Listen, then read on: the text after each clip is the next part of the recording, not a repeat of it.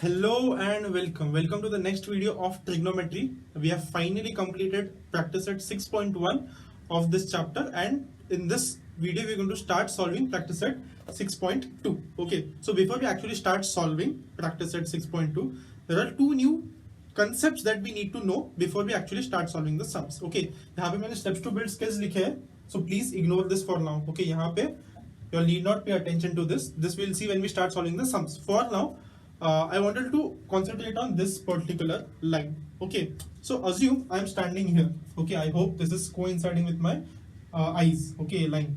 Okay, so hope just observe that I am standing here, and अगर मैं सीधा देख रहा हूँ, okay, सीधा जब मैं देखूंगा तो वो जो लाइन बनेगा विजन का, मेरा विजन का जो लाइन बनेगा that will be horizontal line, isn't it? एकदम सीधा, ग्राउंड से एकदम पैरेलल होगा. Okay, so when I am seeing straight the line of my vision will be parallel to the ground. इसको मैं बोलूंगा horizontal level. So far so good. Okay, next I am looking at something which is above. Okay, ऊपर कुछ तो object रखा है, उसकी तरफ मैं देख रहा हूं. So when I see at that particular object, तब मेरा लाइन ऑफ विजन ऊपर की तरफ जा रहा है, isn't it? My line of vision is going upwards. So जब मैं उस ऑब्जेक्ट की तरफ देख रहा हूं, my line of vision will be this. Okay, so इस angle, so this is my line of vision. So ये जो एंगल होगा, इस एंगल को मैं बोलूंगा angle of elevation. Okay, angle of elevation. Elevation का मतलब क्या इंग्लिश में? एलिवेशन यानी थोड़ा चढ़न है थोड़ी. ओके, सो क्योंकि आई am looking eight above my I level, इसलिए मैं उसको बोल रहा हूं एंगल ऑफ एलिवेशन. एलिवेशन नहीं, थोड़ा ऊपर है, थोड़ा चढ़न है. Okay, next similarly when I am standing here, okay, I am standing here, I hope again the line coincides with my eyes. Okay, I am standing here and I am looking at something which is down there. Okay, I am looking at something which is down there. तो मेरा line of vision अब नीचे की तरफ जाएगा. So when I now draw the line of vision, it will go downwards. Okay, so this is my line of vision now, and again the angle, now जो angle बनेगा उस angle को I will call as angle of depression. Okay, why depression? Depression यानी थोड़ा जिसका height कम होता है उसको इंग्लिश में depression. Depression has many meanings. One obvious meaning of depression is sadness, but the other meaning of depression is कि थोड़ा वहां पे हाइट कम है, थोड़ा सा ऐसा ढलन है वहां पे. ओके, सो एलिवेशन यानी चढ़न और डिप्रेशन यानी ढलन. ओके, सो ये जो एंगल है इसको I will call it as angle of depression, और ये जो एंगल है इसको I will call it as angle of elevation. यहाँ पे horizontal level is very important. ये सुनने में you all must be thinking ये जो भैया है ये इतना इजी कंसेप्ट में इतना टाइम क्यों स्पेंड कर रहे हैं. ओके, बस सीधा मैं ड्रॉ करके बोल देता कि ये एलिवेशन एंगल है, एंगल ऑफ डिप्रेशन है, खत्म हो जाता. बट ये लगता है इजी है, बट जब हम प्रॉब्लम सॉल्व करेंगे तब गड़बड़ होने के बहुत ज्यादा चांसेस है. So just make sure you are very clear with this concept. इस कॉन्सेप्ट में सबसे डिफिकल्ट बात जो जनरली ध्यान नहीं देते लोग, कि ये जो दोनों एंगल्स है उसको किससे मेजर किया जाता है? हॉरिजॉन्टल लेवल से. ओके, हमेशा हॉरिजॉन्टल लेवल से मेजर करना है. कोई भी एंगल को अगर तुम्हें मेजर करना है, तुम्हें दो लाइन लगते हैं, राइट? यहाँ पे एक लाइन, यहाँ पे एक line, then you can measure the angle. So एक लाइन हमेशा तुम्हारी हॉरिजॉन्टल होगी. If you keep this in mind, you all should be able to solve all the sums using this steps to build skills. Okay, but अगर समझो तुम लोग यहाँ पे हो और फिर बाद में तुम लोग नीचे देख रहे हो और तुम लोग ने यहाँ पे एंगल मेजर करना शुरू कर दिया, एंगल ऑफ डिप्रेशन, तो गलत हो जाएगा. You all can not measure that way. तुम लोग को हमेशा हॉरिजॉन्टल से मेजर करना. Just keep that point in your mind. Okay, and now I think we can start with our problems in practice set 6.2. Okay, okay, so beginning with practice set 6.2 का question number 1. Okay, so practice set 6.2 are mostly very similar to each other. All the sums are very similar to each other, and here I can give you a set of steps that you have to follow in each and every sum. Okay, so these are the steps here, and we are going to use these steps to solve all the sums. Okay, so let me read the question first. Okay, a person is standing at a distance of 80 meters from a church looking at its top. यहाँ पे कोई खड़ा है और सामने church है, तो church के टॉप की तरफ देख रहा है. Okay, the angle of elevation is 45 degree. So ये जो ऊपर देख रहा है और हॉरिजॉन्टल, इसके बीच में जो एंगल होगा that is 45 degrees. Find the height of the church. वो चर्च का हाइट कितना हो सकता है. Okay, so step number 1, draw a right angle triangle ABC. तो मैंने ड्रॉ ऑलरेडी कर दिया right angle triangle ABC. Okay, now label the triangle using the question. अब इसको लेबल करना है। सो जो हाइट है चर्च का, उसको मुझे परपेंडिकुलर हाइट लेना पड़ेगा, right. So AB will be my church का height. So AB is my church height. So AB is my church height.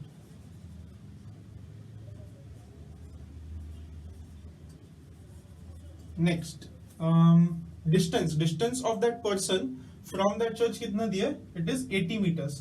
तो हमारा इंसान यहाँ पे खड़ा है, राइट। AB हमारा चर्च का हाइट है and a person is looking at that church का top from a distance of 80 meters. तो हमारा ऑब्जर्वर यहाँ पे है, ओके, एट पॉइंट C। तो पॉइंट C और जो चर्च का बॉटम होगा, एकदम बेस होगा चर्च का, उसके बीच में क्या डिस्टेंस होगा? 80 मीटर्स। तो दिस इज 80 meters. ओके,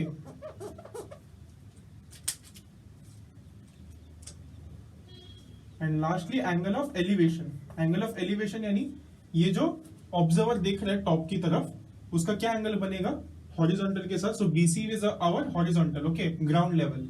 सो ये एंगल कितना होगा? 45 डिग्री। तो हम लोग ने ट्राइंगल को लेबल कर दिया।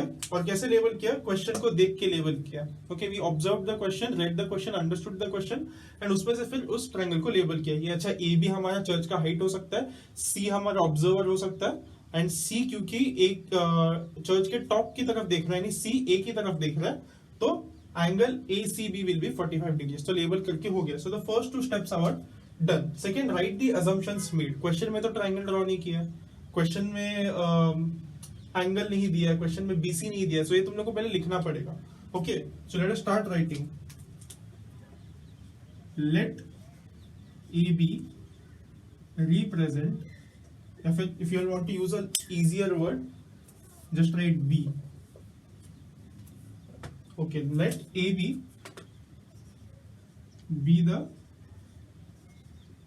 height of church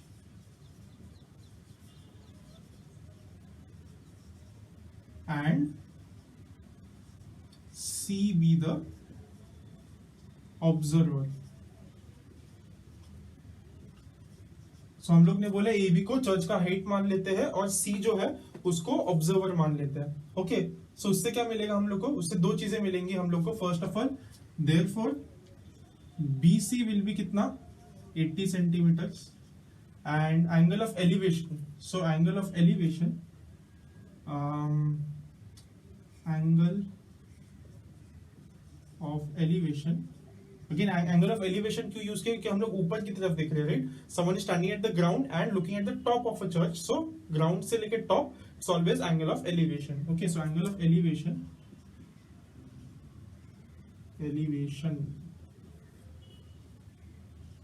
angle of elevation is equal to, angle क्या है? Angle is ACB, angle ACB in our diagram is equal to 45 degrees. Okay, so we are also done with our third step, writing assumptions made. तो हम लोग ने ये सारे assumptions बनाए हैं, right? क्योंकि क्वेश्चन में ट्राइंगल नहीं देता, ट्राइंगल हम लोग ने खुद से ड्रॉ किया। तो ट्राइंगल में हम लोग ने जो जो मार्क किया वो हम लोग को एक्सप्लेन करना पड़ा कि ये सब हम लोग ने अज्यूम किया।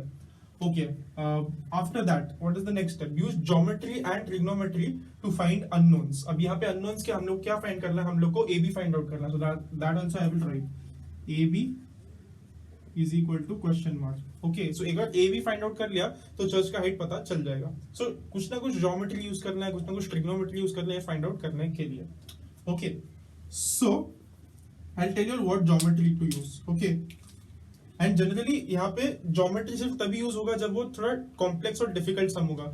मोस्ट इजी सम्स में सिर्फ ट्रिग्नोमेट्री यूज होगा, बाकी कोई कंसेप्ट ये लगाने की जरूरत नहीं है। कभी कभी थोड़ा कॉम्प्लिकेटेड होगा अगर सम, तो then you might have to use property of a rectangle, property of a square etcetera. But simple sums mein you will only have to use trigonometry. Okay, so I'll tell you what to use here and that will give you an idea कि कैसे use कर सकते हैं trigonometry को। So in triangle ABC, triangle ABC में what will be tan 45? tan 45 यानी इस angle का tan का डेफिनेशन क्या है, tan का डेफिनेशन है opposite upon adjacent. So 45 degree के ऑपोजिट क्या है, ए बी, एंड 45 डिग्री के एडजेसेंट क्या है, B C. So A B upon B C, right. tan 45 क्या होगा इस ट्राइंगल में, A B upon B C. इसका रीजन क्या लिखोगे तुम लोग, ये डेफिनेशन से आया ना, tan थीटा के डेफिनेशन से. tan थीटा का डेफिनेशन है opposite side upon adjacent side. So ये आया हमें by definition. Okay, so now substitute the values here. After substituting tan 45 क्या होता है, tan 45 no is 1. Okay, is equal to A B क्या है, we don't know, so A B I put it as it is. B C, what is B C, 80 है. सो 80, सो मिल गया, right. हमें सिर्फ A B पता नहीं था, tan 45 का वैल्यू भी नो क्योंकि हम लोग ने टेबल बाय हार्ट किया, एंड बीसी का वैल्यू गिवन था क्वेश्चन में. ओके, सो बस multiply 80 on the LHS, so you will get A B is equal to 80 metres. Okay, अगर तुम लोग ने इस रेशियो में 80 मीटर सब्स्टिट्यूट किया तो आंसर भी मीटर्स में आएगा. दैट्स हाउ यू नो कि आंसर मीटर्स में आया. ओके, सो तुम्हें ए बी मिल गया, ए बी फाइंड आउट करना था, right. The last step is क्या, सो हम लोग ने सेकंड लास्ट स्टेप भी यूज कर लिया. Okay, use geometry and trigonometry to find unknown. So trigonometry use करके हम लोग ने अननोन फाइंड किया. ऐसी कोई ना कोई एक ट्रिग्नोमेट्रिक रेशियो ढूंढना है, और उस रेशियो में तुम लोग को एक चीज पता होगी, दूसरी चीज नहीं पता होगी, और उससे तुम लोग फाइंड आउट कर सकते हो. यहाँ पे tan लेना जरूरी है क्या, why did I take tan, में दूसरा भी तो कुछ ना कुछ ले सकता था, right. For example, could I take sin, let us see, could I take sin. So sin 45 का डेफिनेशन क्या है, opposite upon hypotenuse. Opposite side क्या है, ए बी, हाइपोटेनस क्या है, ए सी. सो इसमें sin 45 I know it is 1/√2. A B we have to find, A C का क्या वैल्यू है, ए सी का वैल्यू तो पता ही नहीं है, गिवन में नहीं है, ना ही हम लोग पाइथागोरस थ्योरम यूज करके फाइंड आउट कर सकते हैं. सो इसलिए sin we can not use. Okay, similarly that is also the reason why cos we cannot use, cosec we cannot use, sec we cannot use, क्योंकि इन चारों में hypotenuse term आता है. हम लोग को ऐसे चाहिए जिसमें हाइपोटेनस टर्म नहीं आएगा. could I use cot 45, cot 45 is equal to क्या आएगा, tan का reciprocal, right, BC upon AB. So again cot 45 का value you know it is 1, AB का value you have to find, and BC का value is 80, you know, right. So इसको use करके भी तो आ सकता है, right, and the answer is yes. इसको यूज करके भी तुम लोग फाइंड आउट कर सकते हो. So this is not the only way you can find out this value AB का. तुम लोग अलग अलग ट्रिग्नोमेट्रिक रेशियोज यूज करके अलग अलग पाथवे से भी सेम आंसर पे पहुंच सकते हो. Okay, so you have to think every time कि अच्छा हमें कौन सा साइड पता है, कौन सा एंगल पता है, तो कौन सा ट्रिग्नोमेट्रिक रेशियो यूज करना पड़ेगा. एंड इसमें ज्यादा टाइम भी नहीं लगता. इफ यू सी, यहाँ पे मुझे चेक करने के लिए सिर्फ 2 मिनट लगे. सो you can try different trigonometric ratios and finally you will eventually get a correct answer. Okay, so that's it. Last step हमारा बाकी है. Last step is final answer. So final answer हम लोग क्वेश्चन के form में लिखेंगे. Find the height of the church. So height of the church is, height of the church is 80 meters. Okay, so this is also how this is how you are going to write the final answer, and you will write it in statement form and box up the final answer with pencil. That's it. Sum number 1 of practice at 6.2. Okay, now let us look at the next question, which is problem number 2 of practice at 6.2. Okay, before we actually start the problem, I've just made a small addition to steps to build skills. So ये जो second last step है, use geometry and trigonometry. So trigonometry में क्या use करना है, कुछ भी use नहीं करना है. There's only one concept which is generally used, which is trigonometric ratios. So tan theta is equal to opposite upon adjacent. That is a trigonometric ratio. Sin theta is equal to opposite upon hypotenuse. ये भी trigonometric ratio है. Okay, so ये concept use होने वाला है. So instead of writing trigonometry, write trigonometric ratios. Okay, in that steps to build skills. Okay, now moving on to the problem. Let me first read out the problem for you.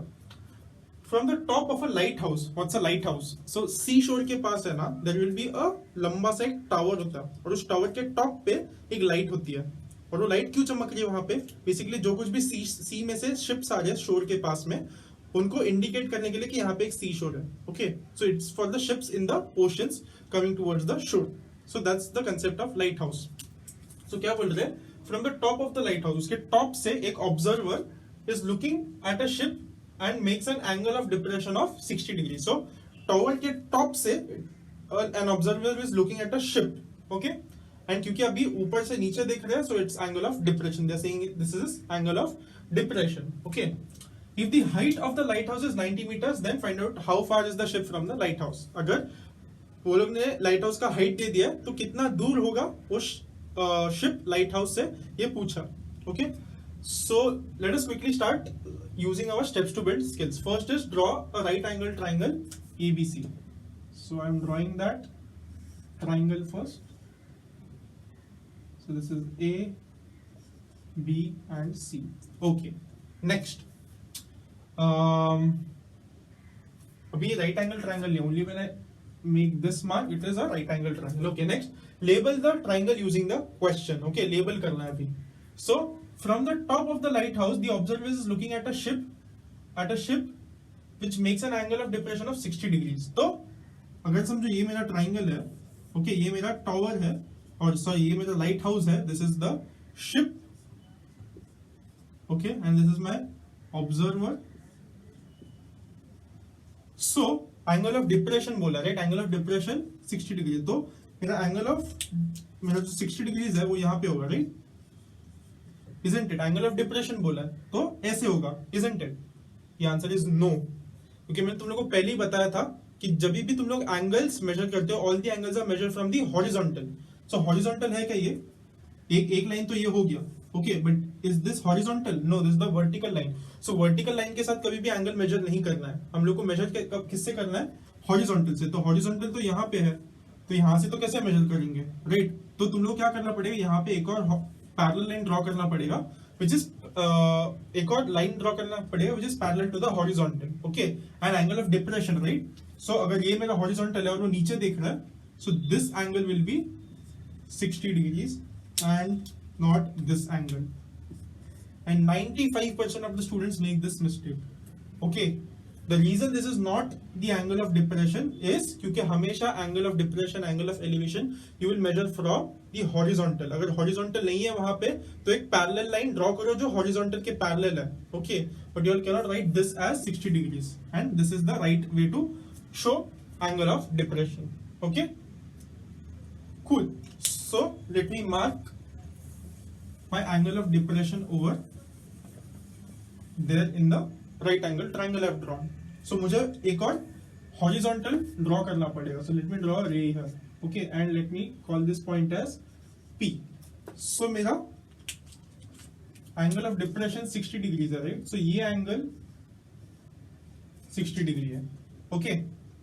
But हम लोग को angle किसके अंदर चाहिए? हम लोग को angle triangle के अंदर चाहिए. फिर हम लोग ट्रिग्नोमेट्रिक रेशियोज यूज कर सकते हैं. तो अभी इसको एंगल, इस एंगल को ट्राइंगल के अंदर कैसे लेना है, that we can see. Okay,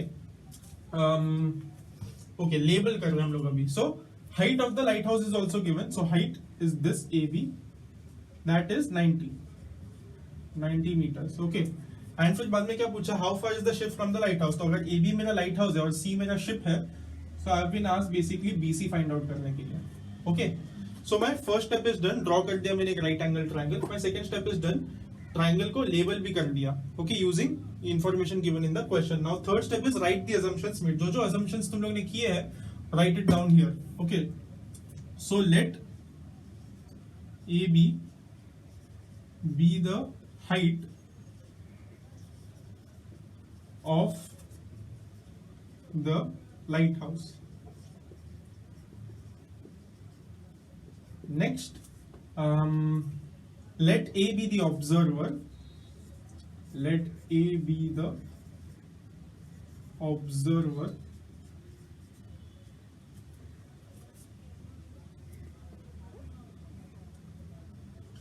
And C be the ship.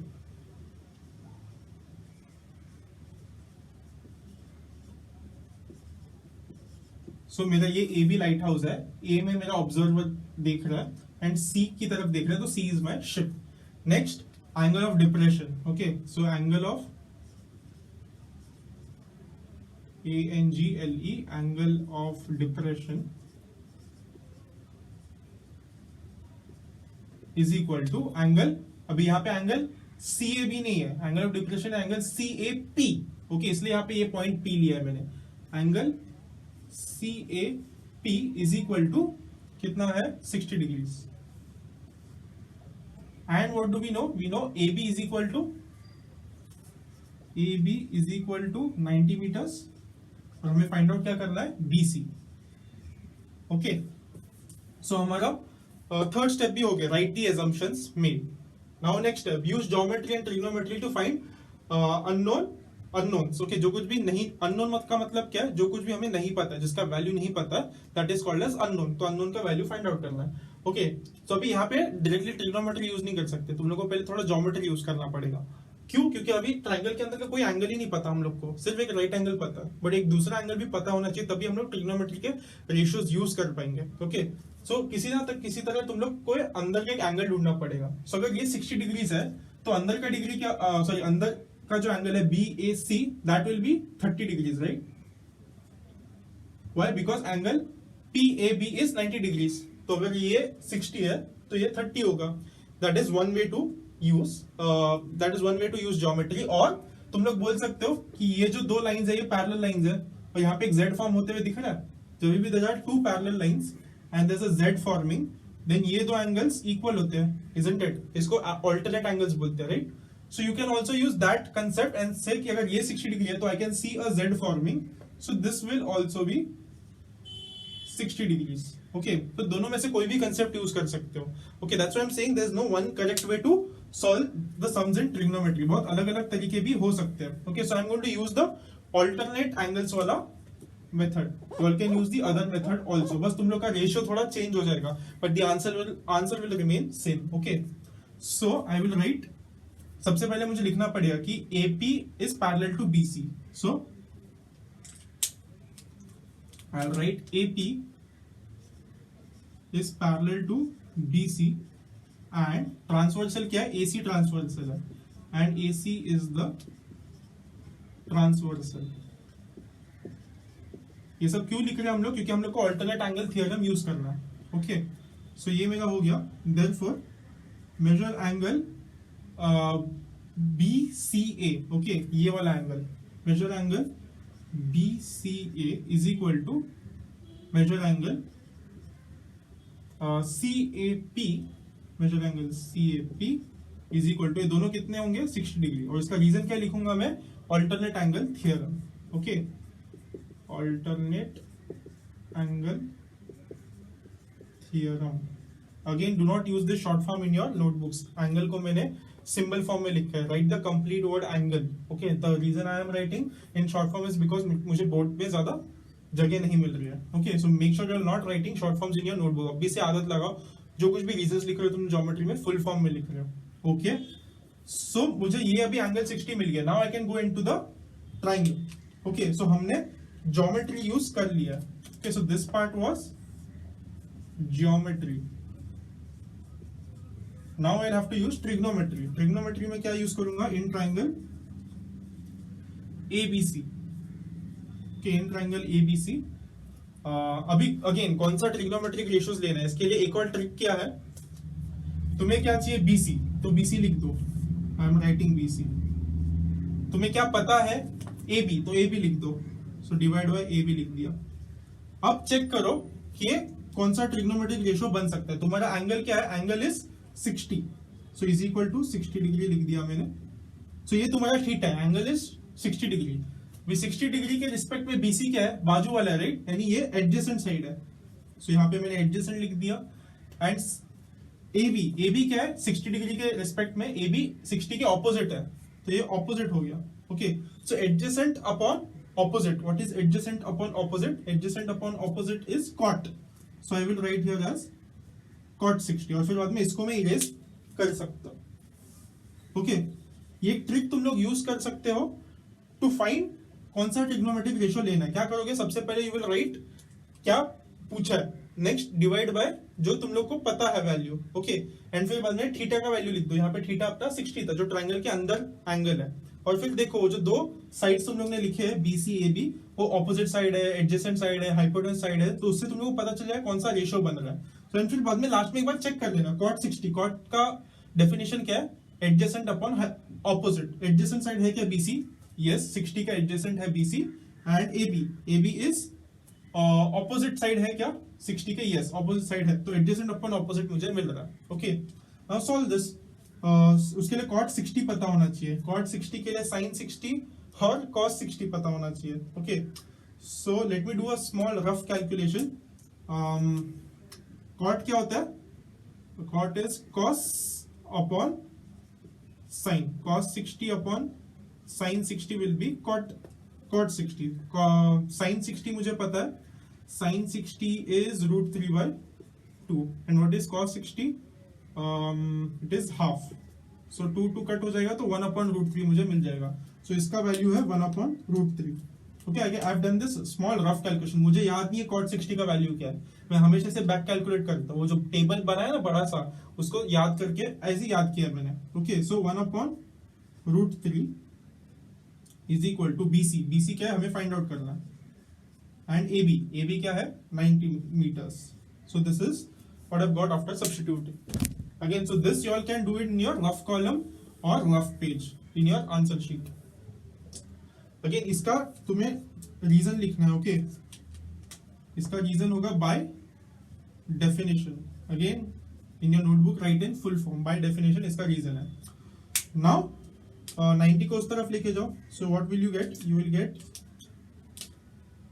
BC is equal to 90 यहाँ पे ऊपर आ जाएगा एंड √3 वैसे के वैसे नीचे रह जाएगा। ओके अब इसको कैसे सॉल्व करोगे तुम लोग, √3 का वैल्यू 1.73 दिया है। Okay so √3 is equal to 1.73, also remember this value। Okay अगर समझो एग्जाम में नहीं दिया किसी दिन तो you should remember that value।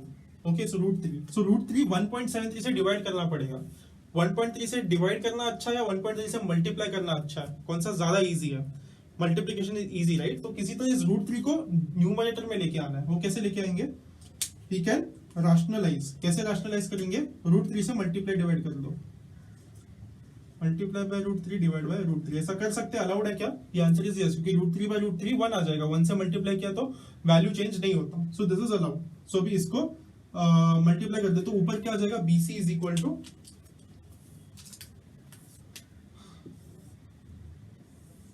Okay so BC is equal to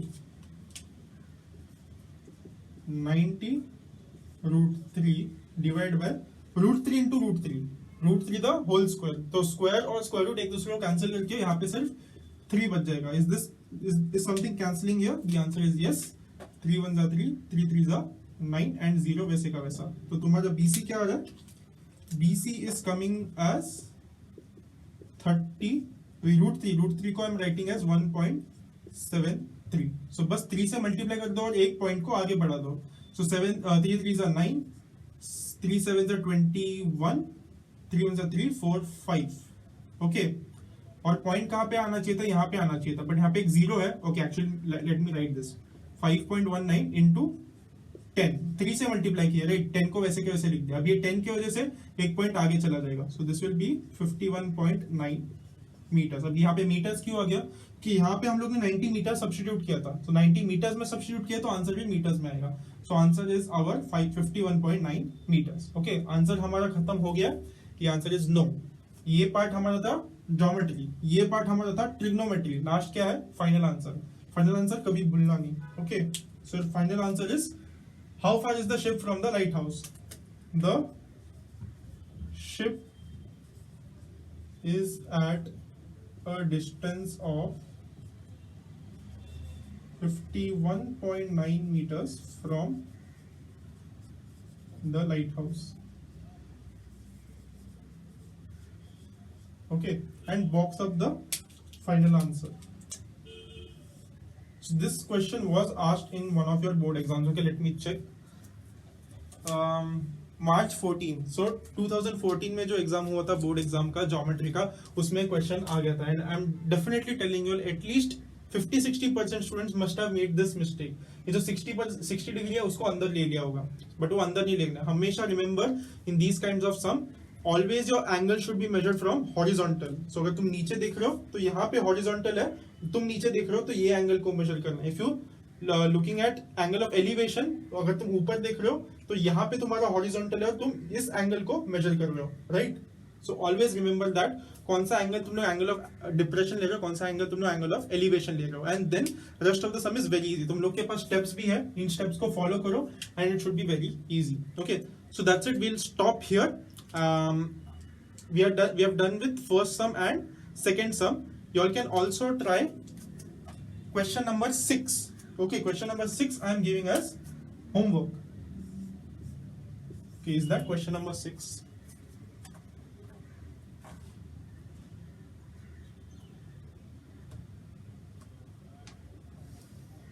Yes, question number 6 you all should be able to solve as homework. Okay, बाकी के sums है we'll see in our next learning session, but these 3 sums should be okay.